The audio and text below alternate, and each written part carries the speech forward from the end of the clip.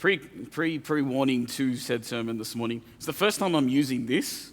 I'm very nervous. So if my hands are all over the place, that's because I don't have a microphone to hold. So I just like to ask for some forgiveness before I start this morning. We've been going through Mark, and I have the privilege of bringing Mark's 11 and 12, but specifically verse 12 this morning. And if you just for a quick overview of Mark 11 and 12, Mark starts off chapter 11 and Jesus' entrance into Jerusalem, Palm Sunday. The crowd is yelling, "Holy." It's an amazing event. If you haven't heard some of our past sermons on that, particularly Pastor Beck's past sermons on that, please go to our website, go to our media and check that out. From there, he goes and curses a fig tree. I was going to preach on that, but I have no idea what it's about, so I walked past it. He goes from there and he cleanses the temple in verses 15 to 19. He returns to the fig tree in verses 20 to 26. Again, still not sure about that one. And then in the end of Mark 11, Jesus' authority is questioned in verses 27 to 23. When we get to Mark 12, the same Pharisees, same scribes are still questioning him. We get to the parable of the vineyard owner in verses 1 to 12. I'm going to come there at some point. I wrote this sermon. I started on Monday, I changed it by Wednesday, I changed it by Friday. Last night I was changing it again, and I just said to Dad, I just need to stop. You know when you look at something too long, you just obsess over it, and you just need to simplify it? This morning I'm going to seek to be as simple as possible. But hold the vineyard there. Jesus talks about God and Caesar, give what's to God and give what's to Caesar's in 13 to 17. Talks to the Sadducees about resurrection. He talks about the greatest commandments, verses 28 to 34. In question, there's authority of questioning of him being Lord again after that in 35 to 37, warning against showy scribes in 38 to 40, and then the widow's gift in 41 to 44. So I'm just going to pray. If you would turn your Bibles to Mark 12, 28 to 34, that's where I'm going to park. That's where I'm going to go from this morning. Dear God, thank you for the opportunity to speak your word. Let my words, God, be your word and your word alone, God. Let the Spirit correct anything that comes out of me, God, that is not of you. And would you just bless us this morning, God, those who can't be here in the rain, God, those who can't be here, everything else going on, God, that you would just bless us, God, and you would use this message to bless people, Lord. In your name, amen. Mark 12, 28 to 34, the greatest commandments. A scribe comes up to Jesus. Again, there's been this back and forth with the Sadducees and the Pharisees. So a scribe comes up to Jesus. He hears him arguing with these two groups. And he says, "Oh, Jesus sounds great." He comes up to him and goes, "I'm going to ask Jesus a question." And he says to Jesus, verses 28, "Now a certain religious scholar overheard them debating. When he saw how beautifully," it says in the Passion, "Jesus answered all their questions, he posed one of his own and asked him, 'Teacher, which commandment is the greatest of all?' Jesus answered him, 'The most important of all of these commandments is this: the Lord Yahweh is God alone. You are to love the Lord Yahweh your God with a passionate heart." Again, I'm in the Passion translation. "From the depths of your soul, with every thought and with all your strength. This is the great and supreme commandment. And the second is this: you must love your neighbor in the same way you love yourself. You will never find a greater commandment than this." Now, this is an individual scribe. One theologian I read said that this scribe would have known the scriptures back and forward. It was their job. It was their duty just to studying the laws. Now, there's 613 laws in the Old Testament, and Jesus narrows it down to 2. He goes from 613 down to 2. I listened to Andy Stanley, who then said that everything that comes after these 2 is just an application to the 2. Paul doesn't add more laws. The apostles don't add more laws. The writers of the New Testament, they don't add more laws. Instead, everything is an application to focus on these 2. Love the Lord your God with all your heart, all your strength, all your mind, all your soul, and love your neighbor as yourself. And this is where I want to camp today. This is where I want to spend the majority of my time today. I was listening to Andy Stanley last night, and he says that love went from being vertical. In other ways, that love went from being between a person and God. In the Old Testament, love went from just being between a person and God, keeping laws, keeping covenants, went between a person and God to being horizontal. In the fact that I could love God, but sometimes I'm not going to love those around me. I could love God, but I'm not really going to get on with my neighbor. But Andy Stanley says that what Jesus does here is Jesus goes, no, it's not just about loving God. When you love God, it's when you love others. I read a commentaries on this where it said it's not where Jesus is saying this is the one, as like the scribe comes up to him saying, what's the greatest commandment of all? It's not one where he says this is the one and then there's a second one, but instead that the second one is equal to it. There's a unity in these two commandments that Jesus says. Loving God is seen in loving people, and when we love other people, we love God. And so I asked, what is love? And the obvious answer to me is the cross. And we're a couple of weeks away from Easter, and I'm excited for Easter because it's my favorite time of the year. Not simply because, we get to do a creative event, or we get to do this or that, get to do a couple of songs we wouldn't usually do, maybe an act or whatever it is, but it's the remembrance of what God did for you and for me. It's the remembrance of what Jesus did for you and for me that I couldn't replicate, no one else can replicate, and no one can take away.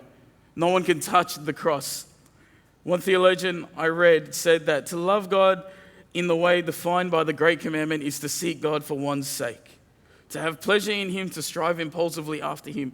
Jesus demands a decision and a readiness for God alone in an unconditional manner.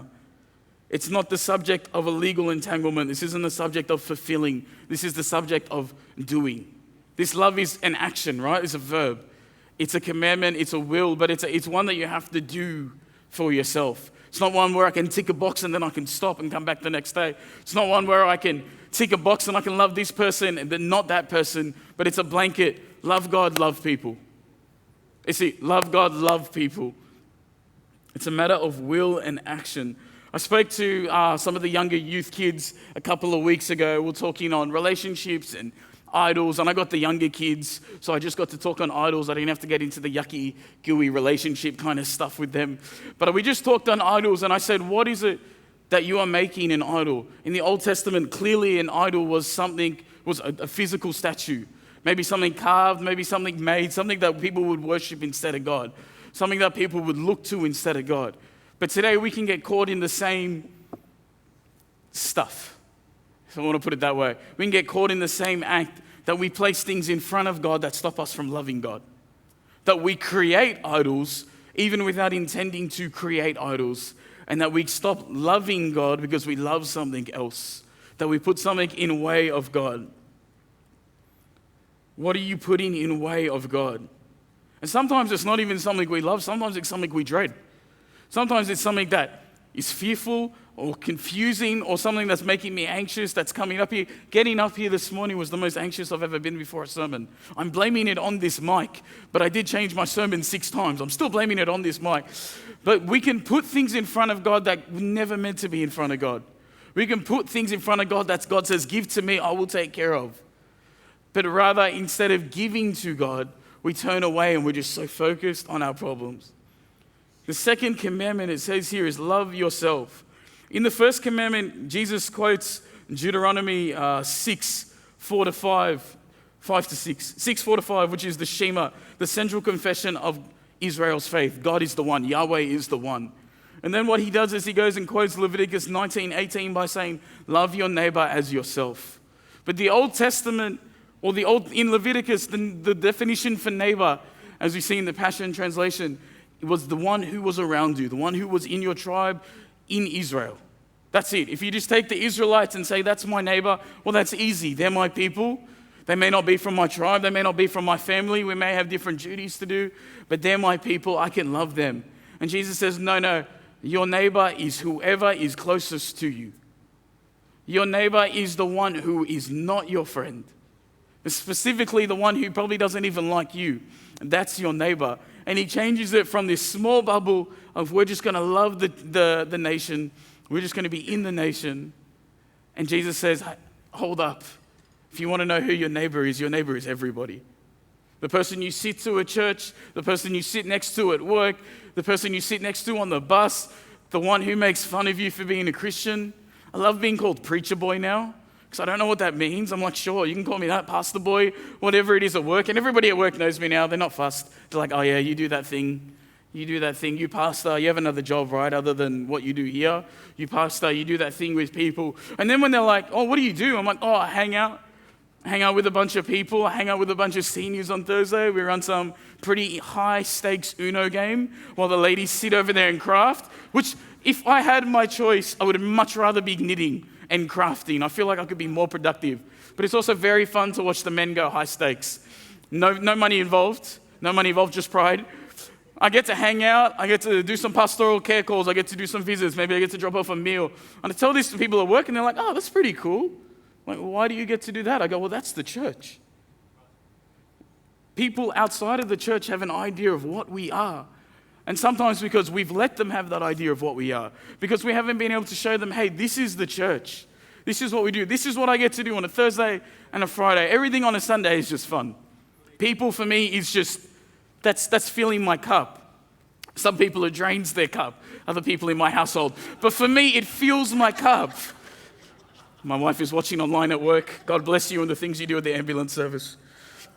But what Jesus does is he takes a law from Deuteronomy, he takes a law from Leviticus, he makes them into two, he makes them from one into two laws, and that's it. He completes the Old Testament, he completes the law, he completes the prophets. And he says, the second one, love your neighbor as yourself. Max Lucado writes a life lessons, he writes on this passage. He goes, how do I love myself? So often I look at the love your neighbor, and we're in the office, Jared and him this week, and I'm going over this sermon. 3 of us were in one office. Pastor Warren was down the hall. Everybody else was out for color or sick.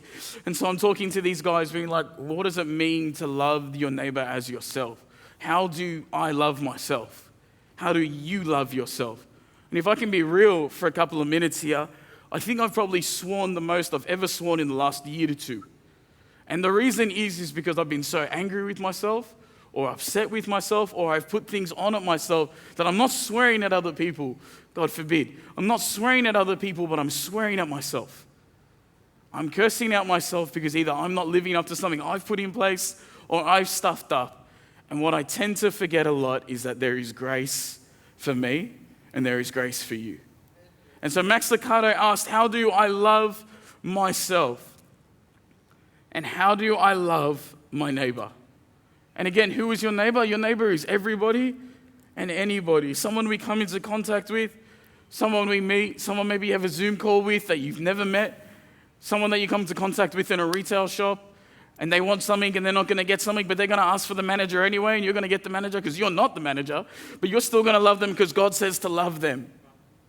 And it's so easy to say when I do something wrong and somebody says, what the heck? What's wrong with you? So easy to be like, you don't know my situation. You don't know my day. You don't know what it's been like. It's wet. It's miserable. It's actually beautiful outside. I love the rain. I got my shoes wet this morning. But we don't do the same for them, do we? Sometimes when someone does something in a split second, I do something against that person, or I say something against that person. I put something out there against that person, and I don't get down to the heart of, hey, there's grace for me, but there's also grace for them. And if I'm giving myself grace, I need to give them grace. If I'm giving them grace, I need to give myself grace. Usually it's the other way around. I'm great at loving people. I'm great at helping people, serving. Honestly, not to brag. That's what I love. That really fills my cup. But sometimes I really struggle to love myself and to give myself the grace that is called.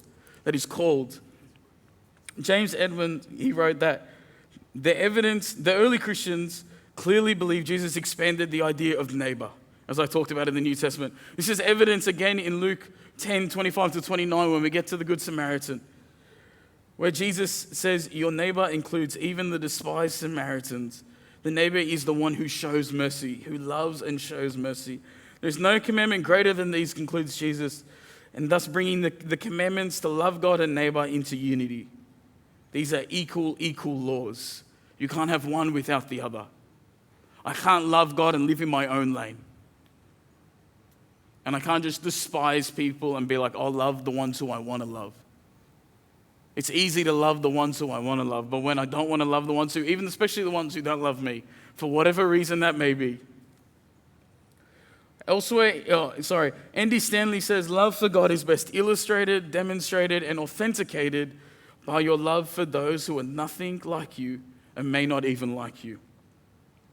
In other translations, in other parts of the gospel, Matthew writes in the same story, in verses 22:37-40, or 34-40, he says, when the Pharisees heard that he had silenced the Sadducees, this is Jesus, they came together, and one of them, an expert of the law, the same scribe, asked a question to test him. Interesting that Matthew says the scribe in this case was trying to test him. If you read through this passage of scripture, it goes from Pharisees, they have their go, he beats them. let's use the word beats. He gets rid of them. The Sadducees come in, they try and have a go. He gets rid of them. The Pharisees reload. Andy Stanley says, the scribe comes in to test him. He says, teacher, which command in the law is the greatest? He said to him, love the Lord your God with all your heart, with all your soul, with all your mind. This is the greatest and most important commandment. The second is like it, love your neighbor as yourself. All the law and the prophets depend on these two commands. What Matthew does, or what Jesus done in Matthew, instead of just saying love your neighbor as yourself, Jesus in Matthew writes all the law, all the prophets hang on these commands. There's 613 of these. But if you're not doing these two, then you're missing the 613. They want to study so much. They want to study what law is greatest. They had greater laws. They had lesser laws. Different laws. Broken means different punishment. And Jesus says, whoa. It's just these two. Everything hangs on this. The whole Old Testament hangs on two commandments. Love God, love your neighbor as yourself. And these laws fulfill what the Old Testament, what the law is all about. As I said, in Luke 10, 25 to 37, we have the story of the good Samaritan, where the Samaritans were the ones despised by Israels. They hated them. Think of them as New South Wales and Queenslanders. They hated each other. Sorry, that was a bad joke. I know, it was too easy to go there. They hated each other, and yet was the Samaritan who went and took care of the man on the road. The priest walks by. The Pharisee walks by. They walk to the other side. We sing a song called He Brought Me Through to the Other Side. That's not the other side you want to go to. You want to stay on the side where people need help. You want to stay on the side where people need God. Because if we're to be the church, then we need to be on the side where the church is needed the most. Right? And the Samaritan does. And Jesus flips the story. All these Israelites listening to this story, and he flips it and says, the Samaritan was the neighbor. But the Samaritan saw a man in need. He saw a man in need with mercy and compassion, and he went to him and helped him. He was the neighbor. It's not just about loving other people, it's being moved to act in love. It's not about being sorry or saying how much we love someone. It's about putting love into action and doing something about the situation. What did God do? He sent Jesus. What did Jesus do? He died for you and me. Spoilers if you haven't heard that yet. We'll get to Easter. If you haven't heard that yet, I'm so glad you're in church. But he died for you and me. That is love. In Luke 6, 31 to 36, it talks about loving each other. And Jesus says, even an enemy loves those who love him. It's easy to love those who love you. It's easy to treat others the way they are treating you when they're treating you great. But Jesus goes further and he says, treat your enemy the same way you would treat someone you love. Love your enemy the same way. If you want to be treated that way, treat them. If it doesn't happen, you turn the other cheek and you keep going. Doesn't mean you let people walk all over you, but you show them the love of God that's inside of you. It's not about holding it in for other people. How much more would we love someone if they aren't our enemy? And that love should be the same if they are our enemy. Jesus takes it a step further. We are to love those who don't love us. We are to love those who we consider enemies. He takes it a step further. I don't know if you follow my wife on Instagram. I did not upload any Instagram stories because it's not what I do. On Thursday night, we decided to do something fun. Well, it was a long time ago. We booked it in. But on Thursday night, we went and got a tattoo for the first time. I'm not under my parents' roof, so that was the only law growing up. My sister did a sneaky where she moved out, got a tattoo, and then moved back in. So props to my sister. That's one way. If you don't subscribe to tattoos, please forgive me, and I'll show you it. It looks really cute.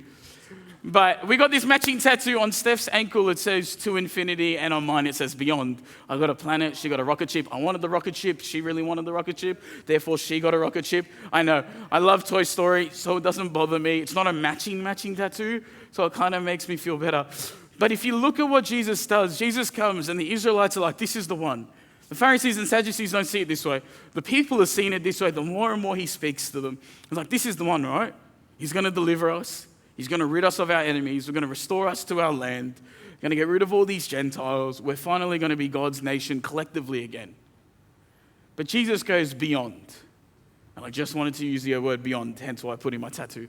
But Jesus goes beyond loving God. Jesus goes beyond treating those who love you with the same love. And he says, hey, what about the enemy? And Matthew's a tax collector.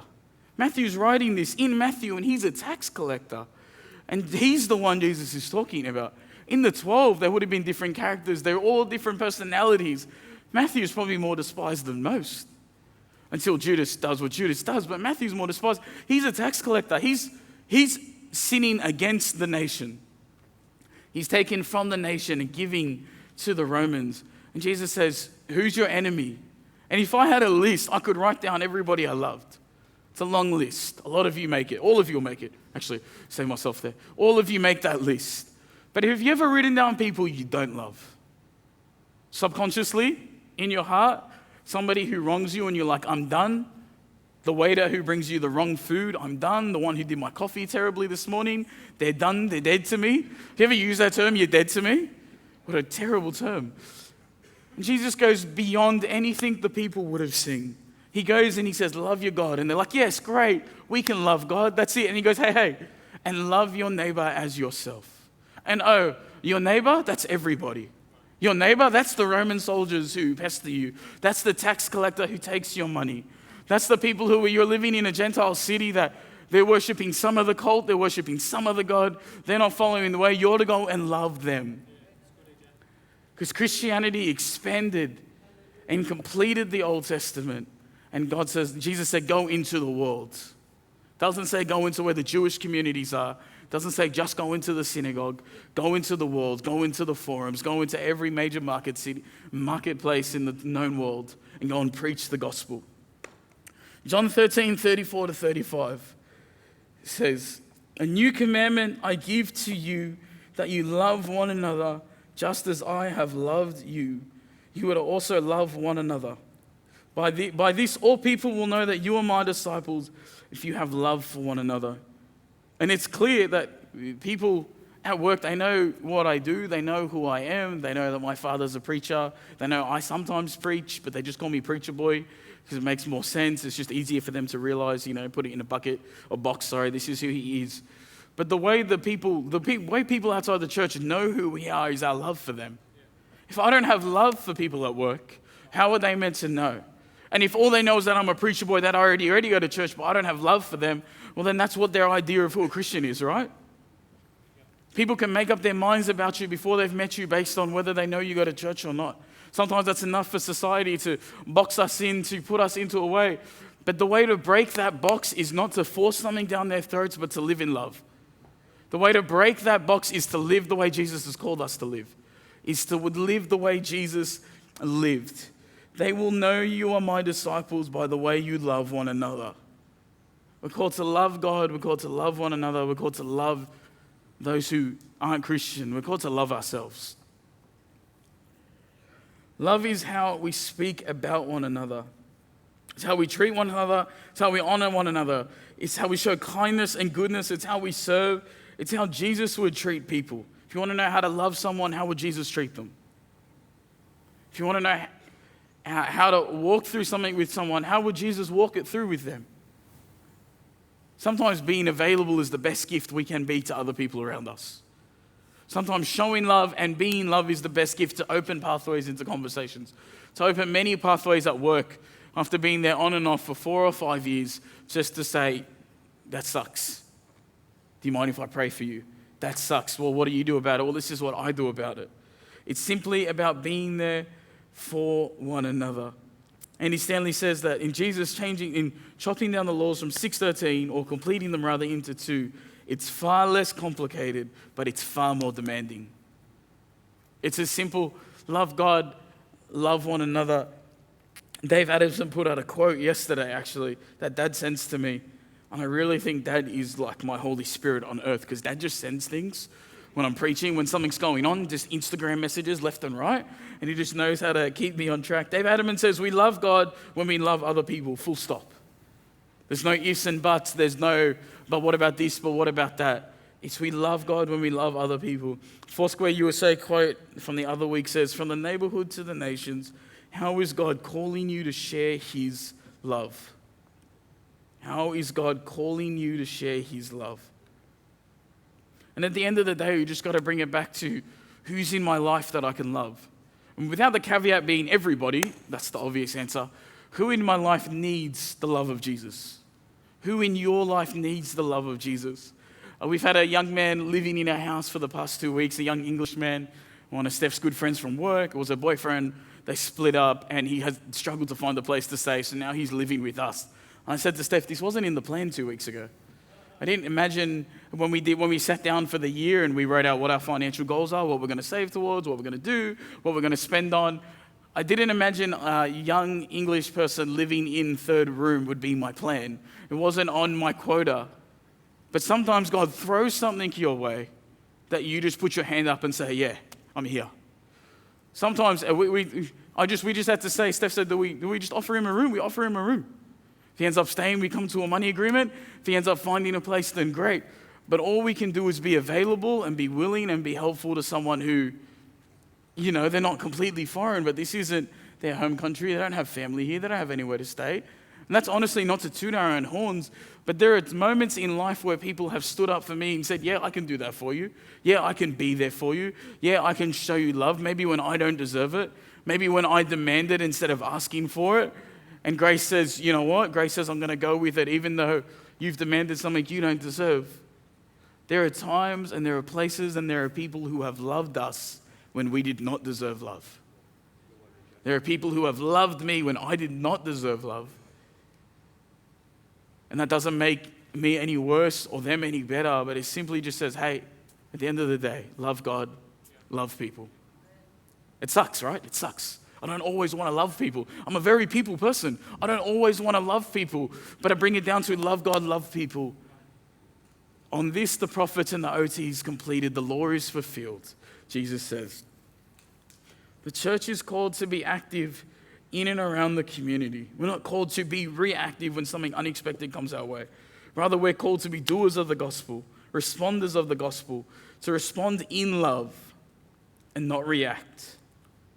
And very briefly, as the band comes up this morning, and I'm very aware of my time, I just want to go to the parable of the vineyard. The parable of the vineyard at the start of Mark 12. And again, I had this one, and then the commandments, and then I didn't have the commandments, and I had this, and then I just didn't have this at all when I woke up this morning. Pardon me. And when we're coming in light of Easter, the parable of the vineyard really quickly is that this is God's earth, right? God created the earth, the Israelites, and he entrusted them to certain people, to Pharisees, to scribes, to elders.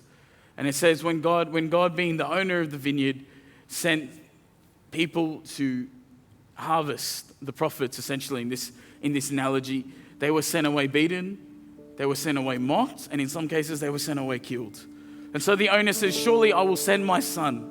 Surely they won't hurt my son. They'll know that he's my heir, and they will give it. And it says, and Jesus says, in verse 6, he still had one other, a beloved son. Finally, he sent them to them, saying, they will respect my son. But those tenants said to one another, this is the heir. Come and let us kill him, and the inheritance will be ours. And they took him and killed him, threw him out of the vineyard. What will the owner of the vineyard do? Jesus asked. He will come and destroy the tenants and give the vineyards to others. Have you not read the scripture in the Psalms 118? The stone that the builders rejected has become the cornerstone. This was the Lord's doing, and it is marvelous in our eyes. And in verse 12 at the end, it says the Pharisees, the elders, the scribes, and they were seeking to arrest him then and there, but feared the people, for they perceived that he had told the parable against him. So they left and they went away. We have two responses to the vineyard. We have two responses to the greatest commandments. We can let our hearts be soft. I can let my heart be soft and be corrected. Or I can be like the Pharisees. And instead of listening to the story, knowing true and well the story was about them, knowing that Jesus knowing that they were going to kill him, just days, weeks before the cross, we can respond out of bitterness and hard-heartedness, or I can respond in correction to God and say, Lord, please redirect my path. Let me love other people, God, like they're your people, God. Let me love myself the way you created me in your image, God. Let me not be like the tenants of the vineyard who kicked you out time and time again because all they wanted was for their own. And they were seeking to arrest him, but there was a crowd, and so they left and they went away. And in a couple of weeks, we'll come to Easter. And in a couple of weeks when Judas betrays Jesus, there is no crowd. It's just Jesus, the disciples, he's just praying. There is no crowd. But we have a crowd watching us. I have people watching me to see how I will act. I have people watching me to see how I will react or if I will respond. If I will react in hate or if I will respond in love. And that's not to say the weight of the world is on your shoulders. The weight of the world is on my shoulders. It's simply to say, how are you acting today? How am I acting today?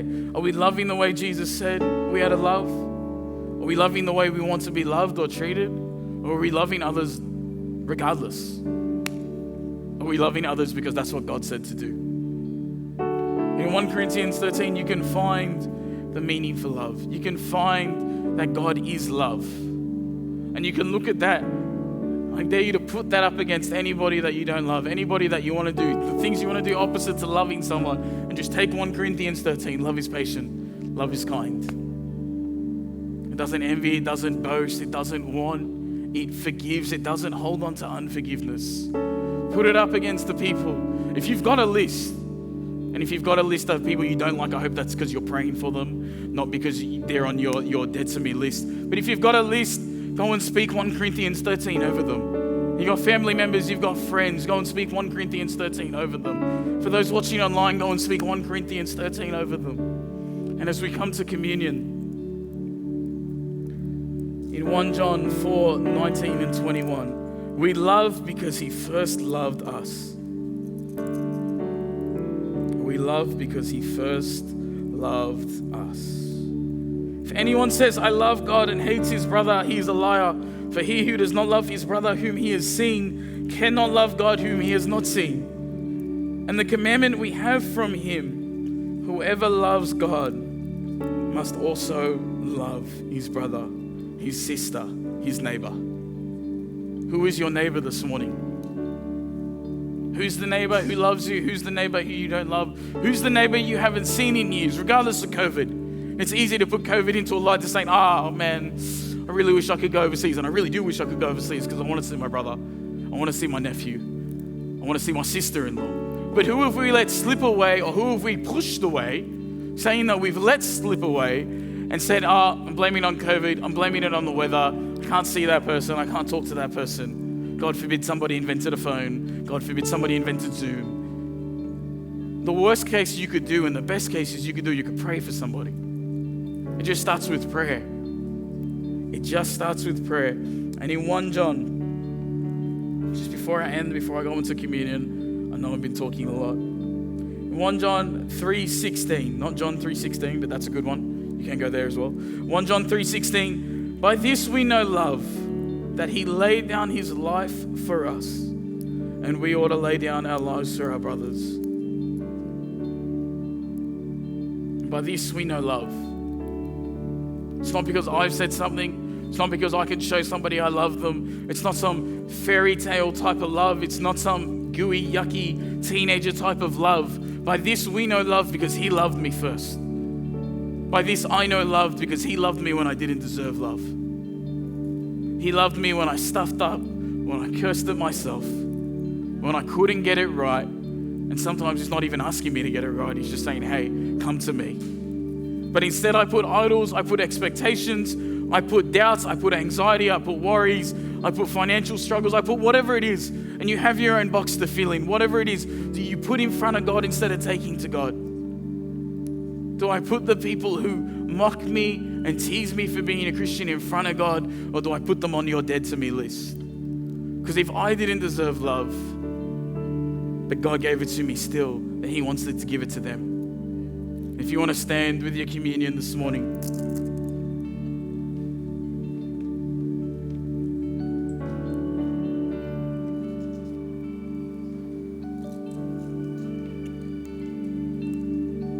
And dear God, we take the bread in remembrance of you. In remembrance, God, of your body, of your sacrifice, God, of what has unified us, God, and what has saved us, God.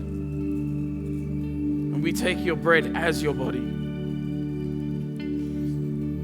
Not because we are worthy or because we are entitled or anything like that, God, because you first loved us when we didn't deserve love, God. thank you, Lord.